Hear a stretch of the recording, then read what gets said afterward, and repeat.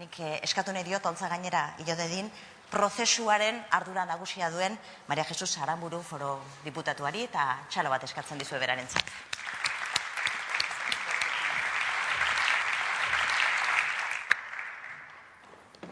Egunon, hemen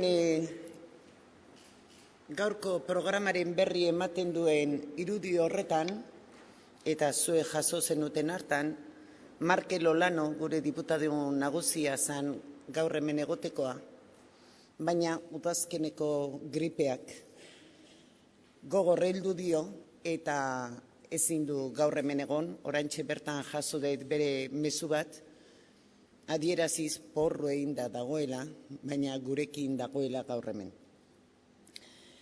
Hori esan ondoren, aleginduko naiz bea ordezkatzen, eta mintegi honi, jardunaldi honi, azera ofiziala, pilik esaten zuen bezala, ematen. Zeren eta edukiari buruz, gaur guk proposatzen dugun elkarlan honi buruz, nola diseinatu dugun jardunaldi hau, berak komunikazioko profesionala izanik nola ez, oso ondo adierazi du.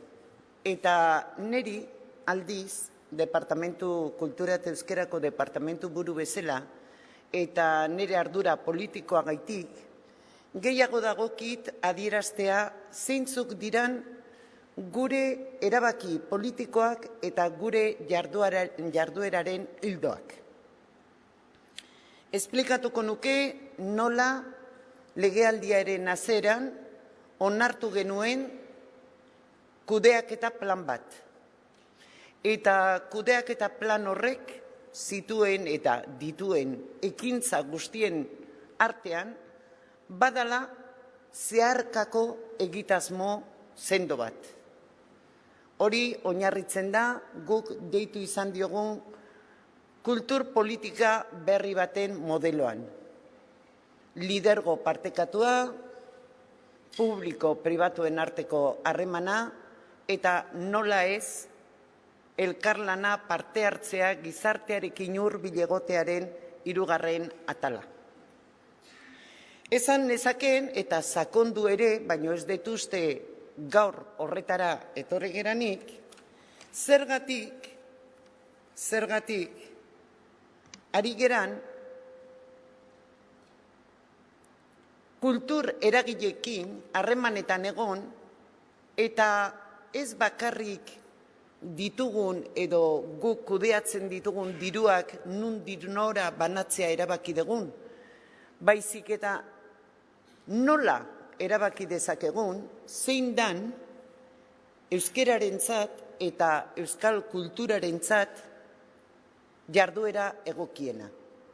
Hori bai da guk hartu dugun erabaki politikoa.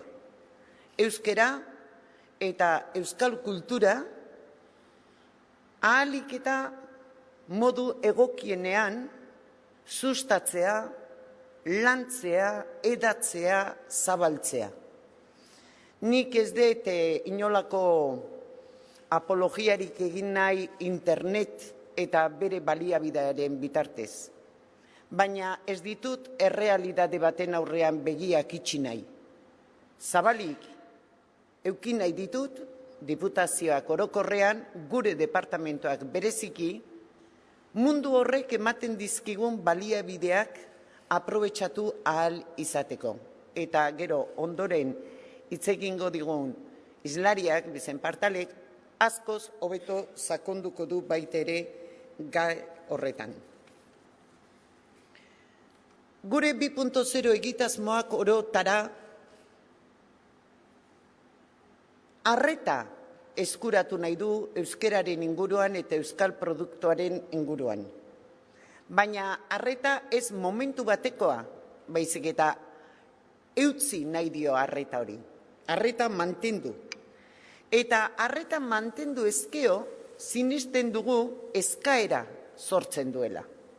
Horregatik, guk, aipatzen dugunean herri txiki batek, hizkuntza gutxitu batek dituen arazoak, arazoarekin batea ipini nahi dugu erronka. Bihurtu nahi dugu arazoa erronka batetan. Eta erronka horiek elkarlanean gainditu nahi ditugu.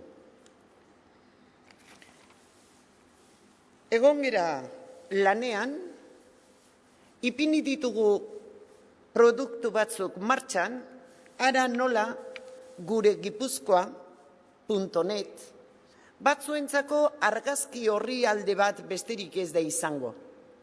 Baina guretzako hori baino gehiago izan da.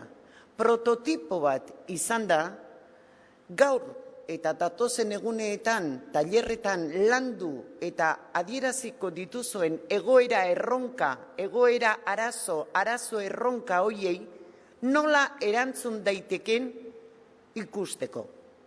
Probak egin ditugu, egoera batzuk gainditu ditugu, beste batzuei irtenbidea eman diogu eta beste batzuei zuekin partekatu nahi ditugu elkarlanean gainditzeko. Pinik ere aipatu du.